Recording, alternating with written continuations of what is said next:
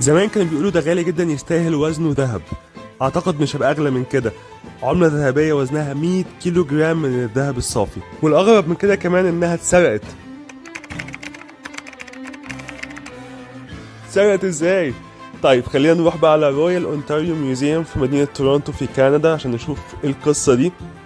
العملة دي اسمها بيج ميبل ليف، واللي عملها هو الرويال كنديان مينت او دار صك العملة الكندية. والفكرة هنا ان هما بس مش بيعملوا العملات الرسمية اللي هي الدولار وال50 سنت والكلام ده، لكن بيعملوا برضه عملات ذهبية وفضية ناس بتشتريها كاستثمار وكسبائك وهكذا. والفكرة دي مش موجودة في كندا بس، موجودة في امريكا، في استراليا، في يوكي، حتى في تركيا بيعملوا، الحكومة بتعمل العملات الذهبية دي عشان بتكون مضمونة وما يكونش فيها تزوير او غش. العملة بتصنع بنسبة نقاء 5 تسعات او 10 جزء في المليون، ودي نسبة نقاء عالية جدا من الذهب، واتعملت كنوع من الدعاية والترويج لمنتجاتهم، واحتفال ان هم عرفوا يوصلوا لتكنولوجي تصنيع الذهب بنسبة نقاء عالية جدا.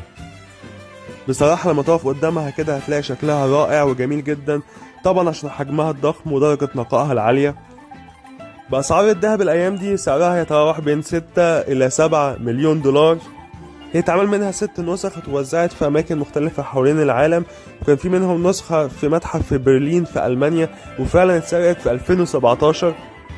الجريمة دي هزت ألمانيا وهزت العالم كله، لأن ازاي يقدروا يسرقوا حاجة بالتقل ده وبالحجم ده؟ هما سرقوها في زي عربية الجرة بتاعة البنا، وهي عصابة من أصول عربية لبنانية، وعملوا جرائم كتير ذكية جدا، وفي الآخر اتقبض عليهم، لكن كانت العملة اوريدي اتسرحت واتباعت.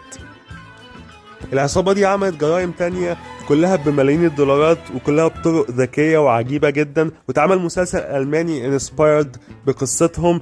Anyway, thank you for watching. Stay tuned. Royal Ontario Museum في artifacts جميلة جدا. I will upload more about it.